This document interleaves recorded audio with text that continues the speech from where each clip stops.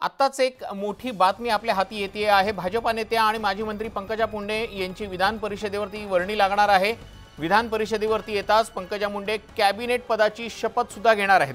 विश्वसनीय सूत्रांनी न्यूज 18 लोकमतला ही माहिती दिलेली आहे। राज्य मंत्रिमंडळाचा विस्तार 12 जुलैनंतरच होण्याची शक्यता आहे। पंकजा मुंडेंना ताकद देऊन भाजप झालेलं नुकसान विधानसभेत भरून काढणार असल्याचं कळतं आहे।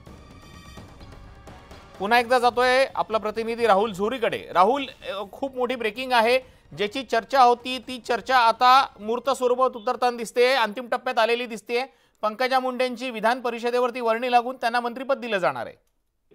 अगदी तुषार, सगळ्यात मोठी आणि महत्त्वाची बातमी सर्वात आधी न्यूज 18 लोकमतवर आपण बघतोय की पंकजा मुंडे यांच्या झालेल्या पराभवानंतर पंकजा मुंडे यांचं राजकीय पुनर्वसन ही खूप मोठी गरज होती। इतकंच नाही तर पंकजा मुंडे यांच्या समर्थक कार्यकर्त्यांनी आत्महत्या केल्याचे प्रकार देखील समोर आले आणि त्यामुळे राज्यभरात उमटणारे पडसाद आणि ओबीसी समाजात असलेली मोठी नाराजी यावर कुठेतरी डॅमेज कंट्रोल करण्यासाठी भाजपकडून प्रयत्न सुरू होते।